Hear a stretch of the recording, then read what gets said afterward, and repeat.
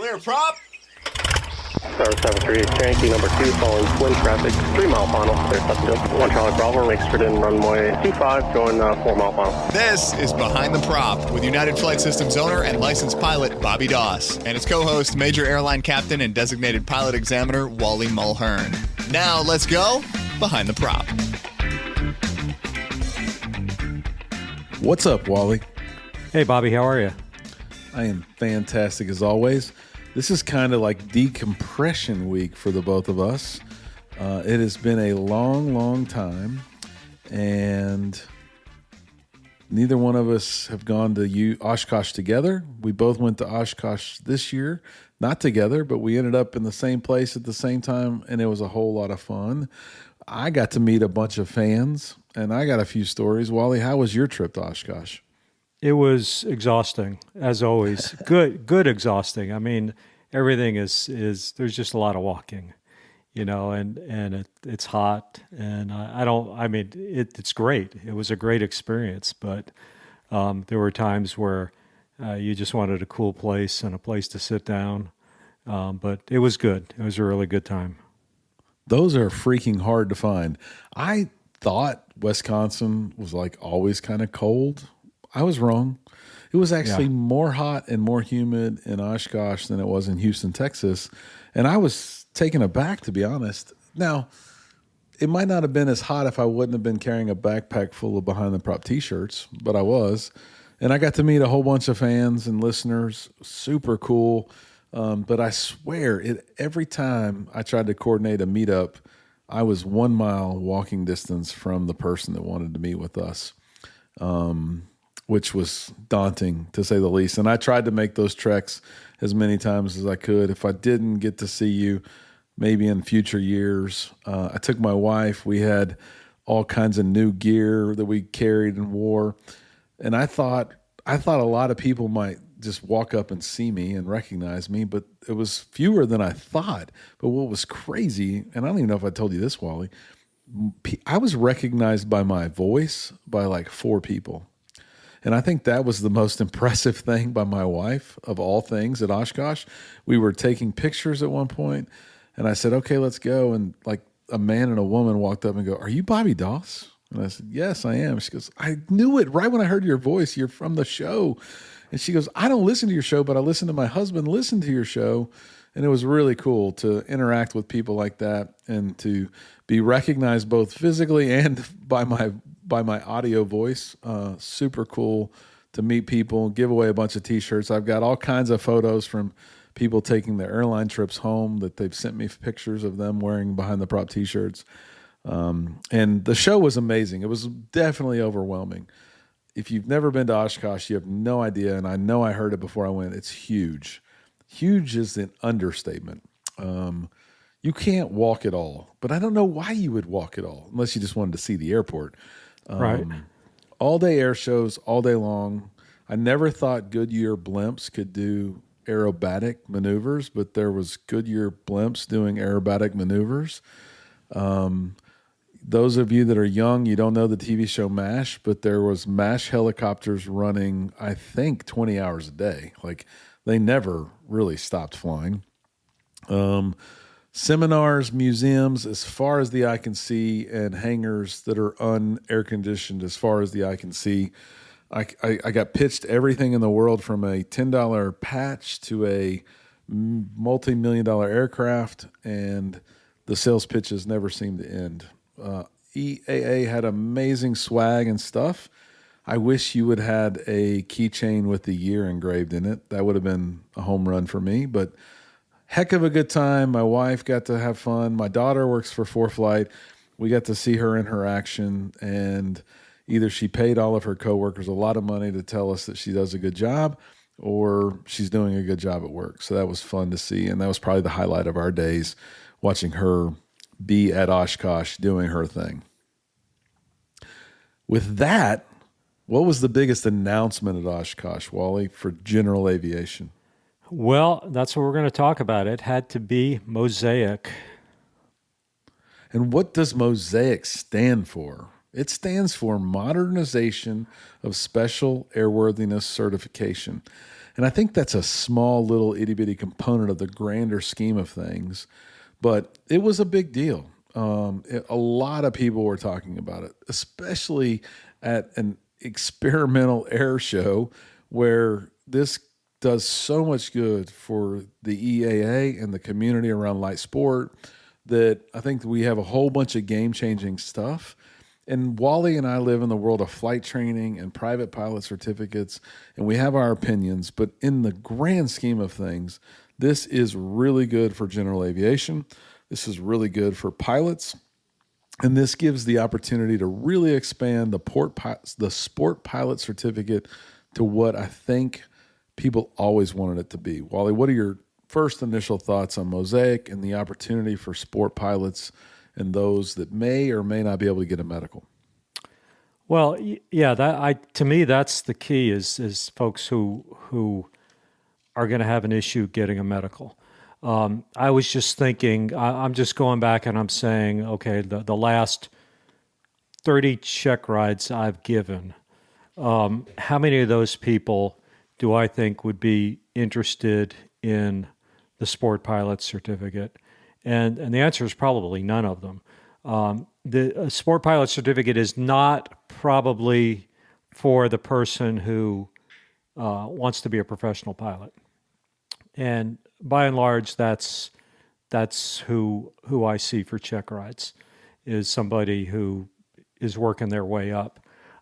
There is the occasional just somebody who just wants to learn to fly, and this might be the right mix for them.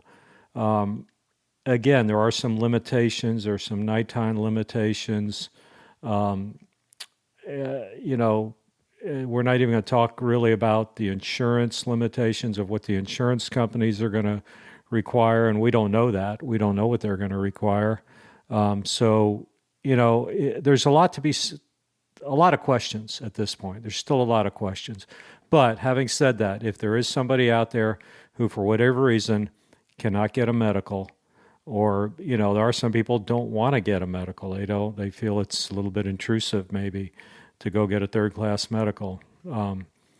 This might be the right certificate for them.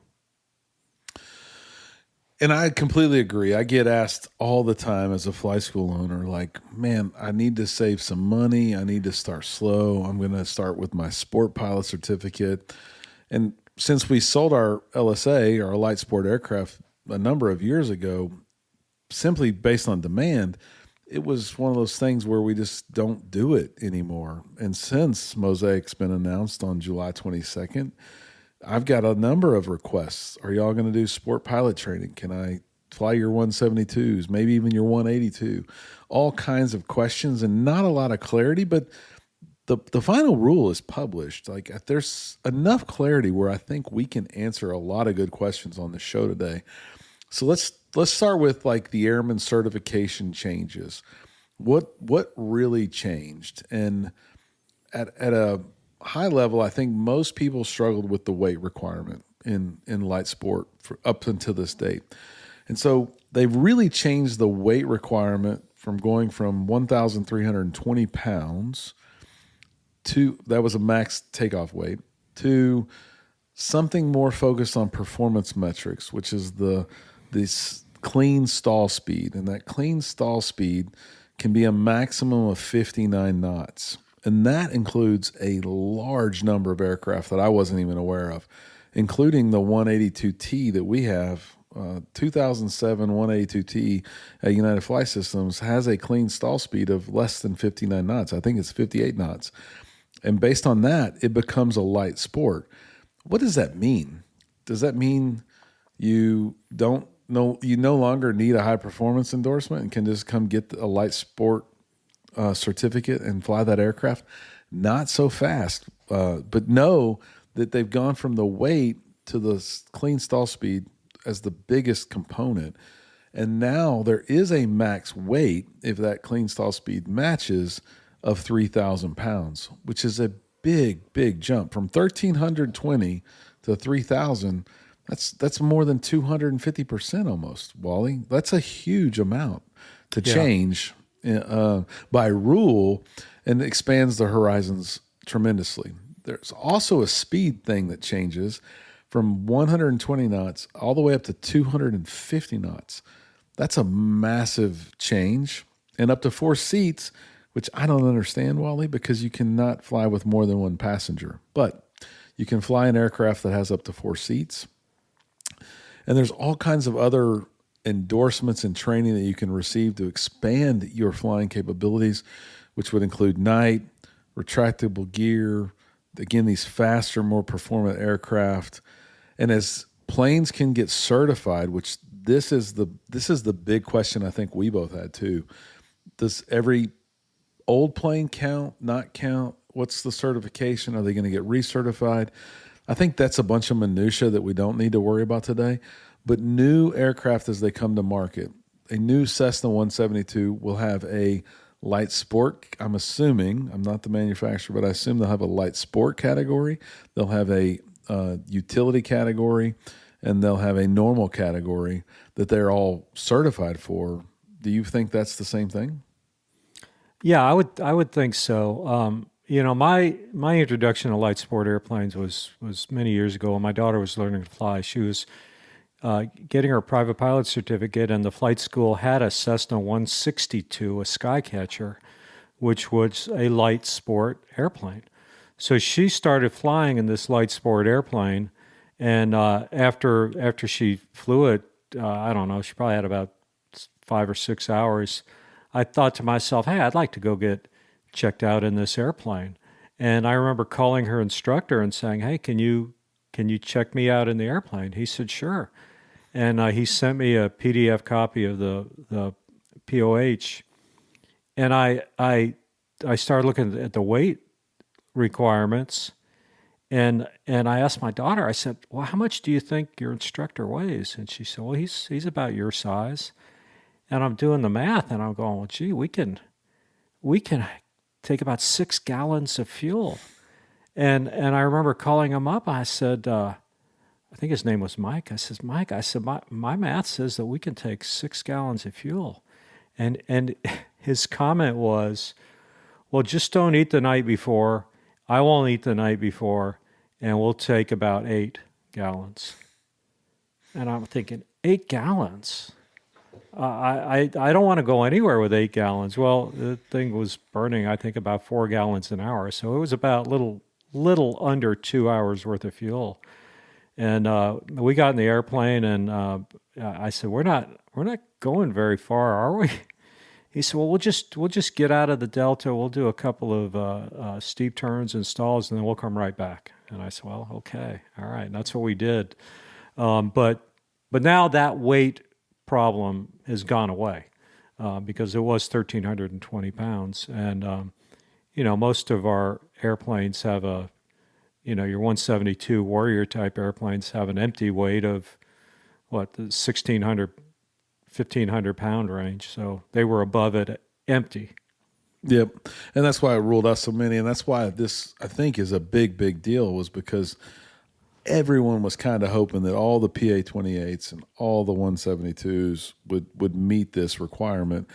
Even 150s they were hoping would get in this requirement, or this LSA, or the ability, if you had a sport pilot certificate, you could fly them. And it does cover that. But it's not all greener pastures. There are some things that aren't going to be good, and we'll talk about some of that later. I do think that the privileges are quite shocking. Being able to be endorsed as a sport pilot to fly at night. There is a restriction that if you want to fly at night, you still do have to have a third-class medical or basic med. There's an ability to get endorsed to fly complex aircraft as they would qualify for light sport. I'm assuming there's a few arrows out there, Wally. I'm assuming there's a whole bunch of experimental stuff that might qualify.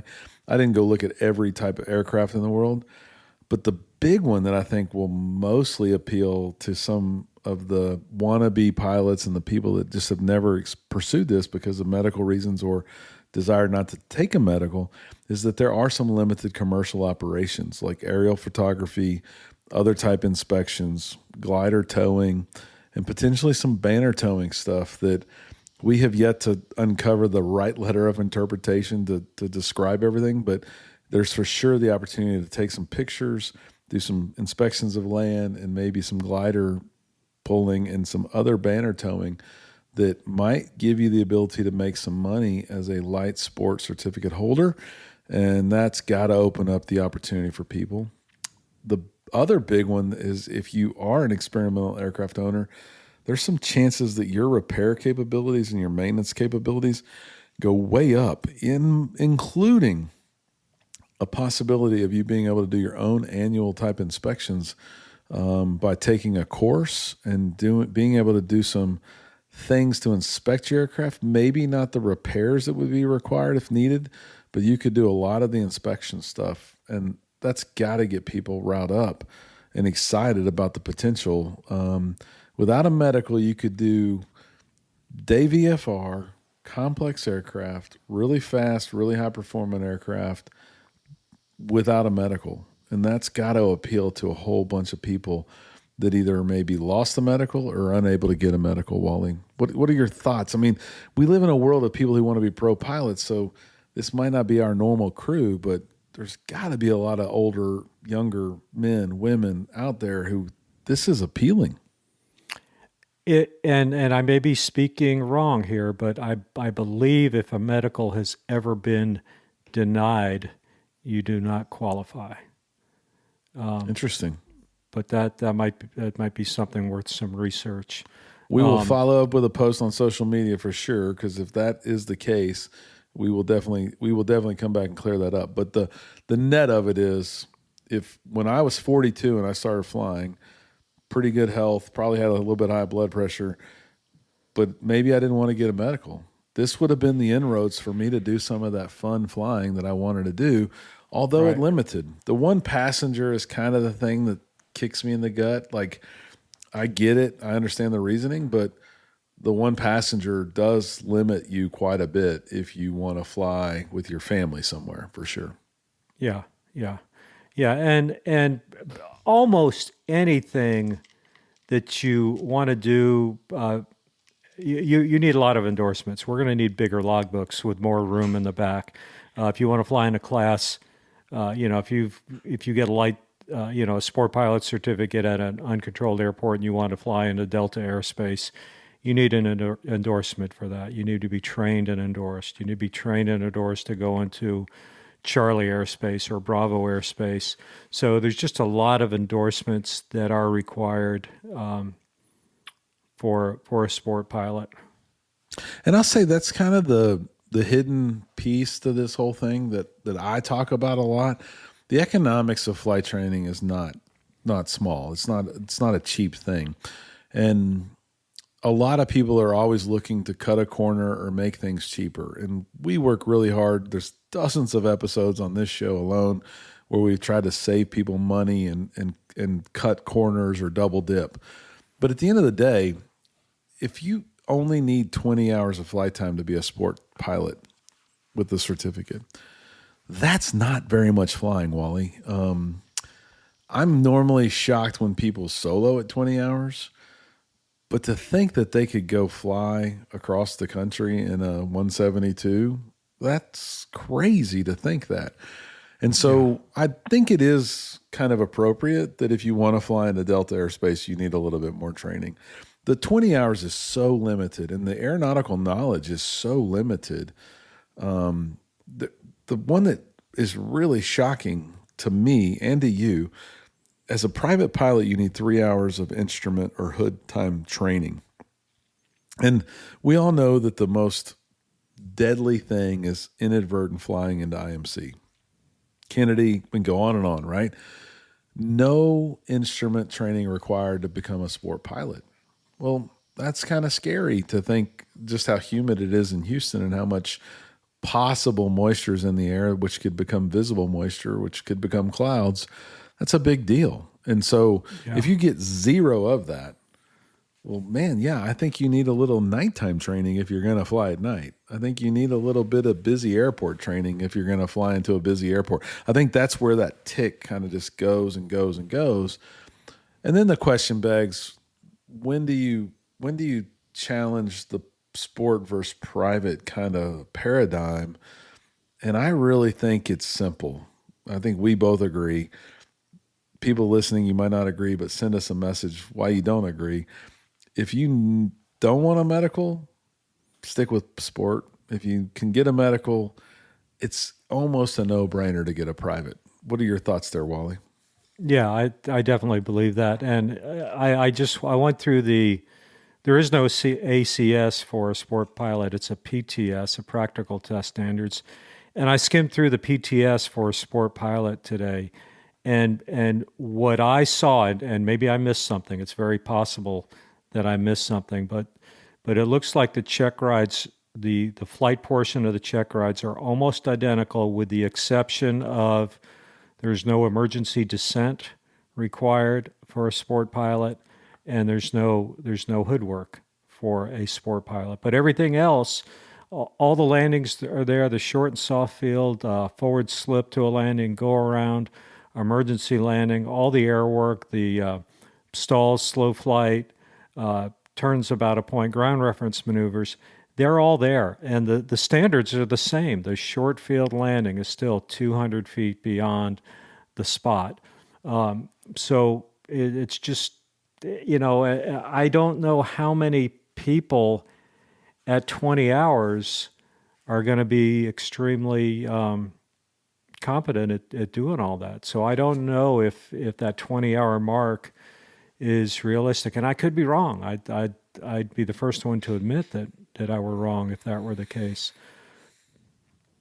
And if you don't want to make money, like commercial certificate type money, I think the math is there to say pursue the private.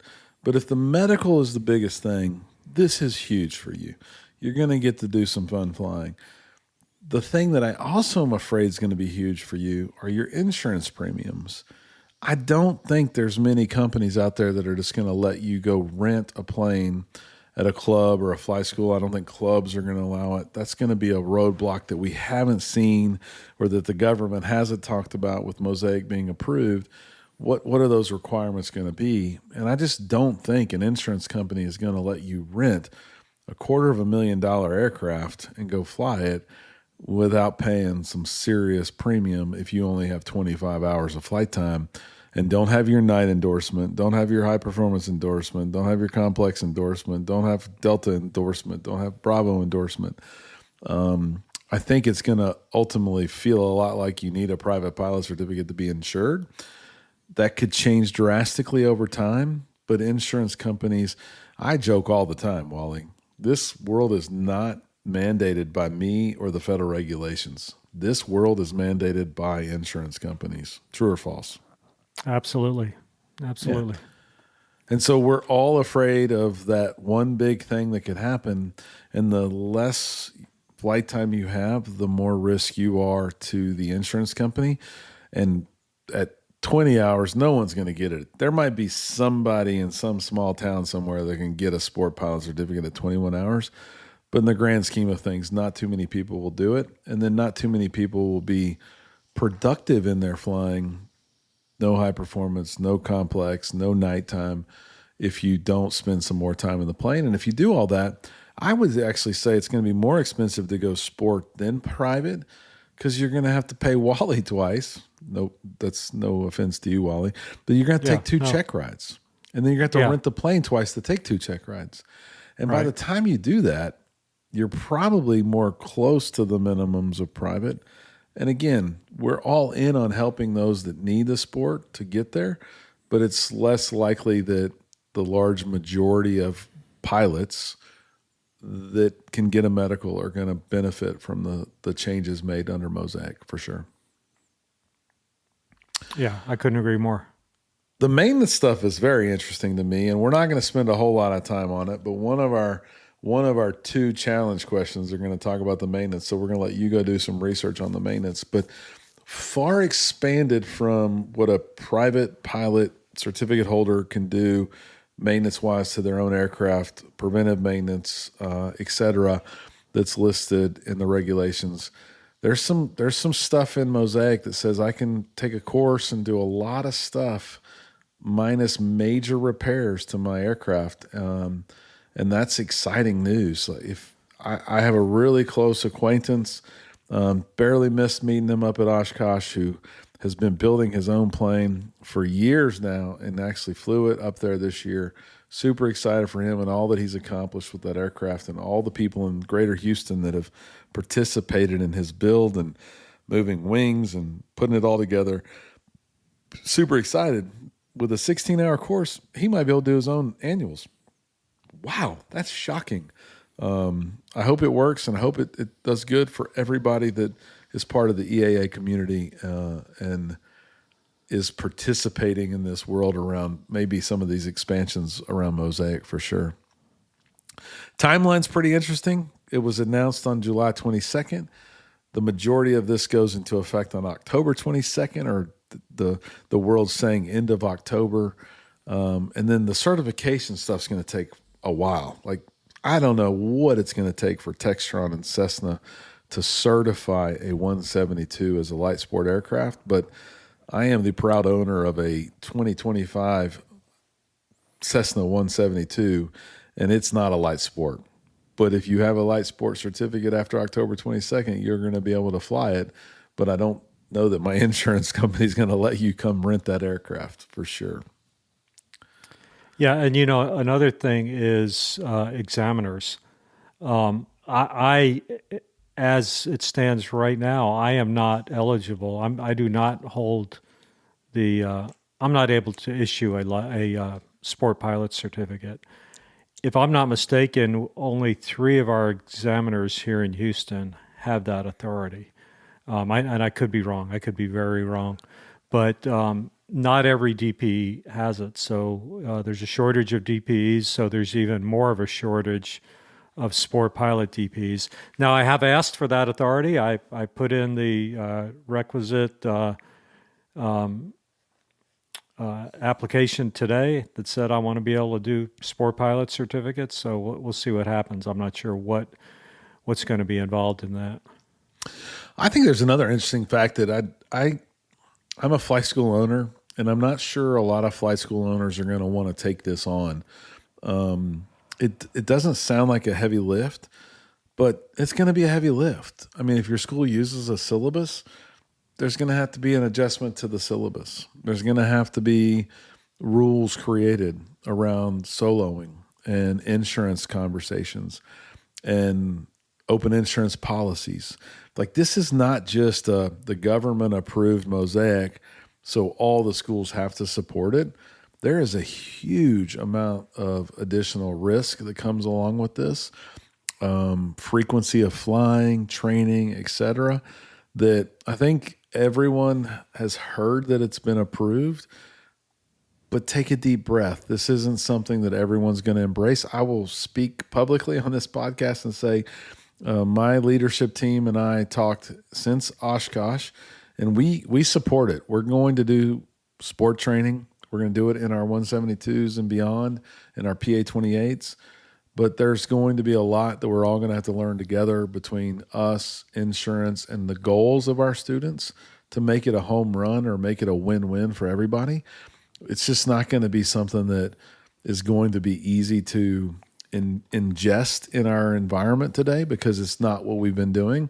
But I'm excited to say we're going to do it. And if you live in the Houston area and want to become a sport pilot, we're gonna open our doors October 22nd or thereabouts, the end of October, and make it a reality. Hopefully Wally will be qualified then, and we'll do some of our check rides for us. But it's going to be a little bit new, and we're going to have to take some time. Well, Bobby, correct me if I'm wrong, but even the scheduling system that you use, Flight Schedule Pro, I mean, it's not set up for this. It's you have to. Do you not have to enter a medical date in Flight Schedule Pro? So Flight Schedule Pro will let you actually dispatch that airplane to a renter. Isn't that the case? That's a great point, but I would bet that Flight Schedule Pro will have that checkbox fixed before. Yeah, well, October I'm sure it will, but it's another. That's a great point. Hundreds of companies are going to have to check the boxes and fix the things to make this just work, because the rule changes everything, right? So it's not just whether Bobby wants to support it, it's whether Bobby's software and systems support it. How do we incorporate it? How do we create logbook audits? How do we train our team? this is not a small step. This is a huge step for flight schools and everybody involved. I need to go read Part 91 and understand some of the sports stuff. Since we gave that up a while back, I haven't thought about this stuff. And so I would just say, if you're interested, ask questions, be a little patient, understand that it's not something that we're just going to be able to implement overnight, but we got almost 3 months left to figure some of it out. And the bigger piece, I'll be candid with, is this will be a small component of our flight training endeavors, not just at United Flight Systems, but at every flight school in the world. And that's going to ultimately mean it's going to be less advantageous in the grand scheme of things to commercial businesses. I doubt I'm going to give up all my private pilot training to focus on 2 or 3 sport pilots that want their certificate. That doesn't mean I don't love you 3 or 2 or 3 sport pilots, but I can't change my business model to accommodate a couple of you. And that's going to be the reality of it. So we're going to have to understand the supply. We're going to have to understand the demand. And then we're going to have to understand what is the supply available to the demand that we have. Then every flight school out there is going to have to make that decision for themselves as well. To wrap things up, it's been a great conversation. I've loved actually diving into this and reading about it. And I would say I'm probably at a 50% level of knowledge to where I want to be. And I've spent quite a bit of time. So everyone out there that thinks they know it all, there's no way you do. And go read more, go learn more. Let's keep asking questions. Let's make each other smarter. If we've said something wrong, post it on social media, tear us down. We don't care. We want to get smarter and better. But we have 2 challenge questions. It's been a long time since we've done some of our challenge questions. But for a chance to win a t-shirt, and I promise to give away a handful of t-shirts, send us a message to Bobby@BehindTheProp.com or do it on social media. 2 questions. First question is, under the MOSAIC final rule, what's the maximum clean stall speed for an aircraft a sport pilot can fly? And can you name one classic general aviation plane that fits this limit? If you'll send the answers to that question to Bobby@BehindTheProp.com or on social media, you'll be entered into a drawing to win one of our fantastic gray Behind the Prop t-shirts that you could have got for free at Oshkosh if you would have ran into me or Wally. And number 2, the harder question, and I think we'll give fewer t-shirts away to this one, is under the MOSAIC final rule, what specific maintenance task can a light sport repairman perform on experimental amateur-built aircraft after completing a 16-hour course, and when does this provision take effect? That's a 2-part question. You must answer both parts to be eligible to be entered into our drawing, and we'll give away at least 6 t-shirts between those 2 questions and ship them out to you wherever you are in the United States. And we look forward to hearing from all of you. If you liked this show or like this type of content, let us know what else we could talk about to make you a better pilot or make you more exciting. I got to give a big plug, Wally, today to Fly with Kay. She was at Oshkosh. She partnered with me on a number of things, and we've partnered with her. Fly with Kay has a huge audience. You can find her on all the social medias and YouTube at Fly with Kay. She came and flew our brand new 172 about a month or so ago. We flew to Navasota on a pretty low coverage day, but we did a great job. Flew fun. I got to say, I rewatched the video today a bunch of times, and my landings were pretty good. Go check out the video on Fly with Kay, flying with Bobby Doss and United Flight Systems in our brand new 172. She came back a couple weeks later and flew with one of our top flight instructors. Her name is Jasmine. I can't wait for those videos to get released. But go check out the video. Feel free to grade my landings and my flying with Fly with Kay. And we look forward to hearing from you, our listeners, and doing more for you in the future. As always, from Bobby and Wally, fly safely and stay behind the prop. Thanks for checking out the Behind the Prop podcast. Be sure to click subscribe and check us out online at BehindTheProp.com. Behind the Prop is recorded in Houston, Texas. Creator and host is Bobby Doss. Co-host is Wally Mulhern. The show is for entertainment purposes only and is not meant to replace actual flight instruction. Thanks for listening, and remember, fly safe.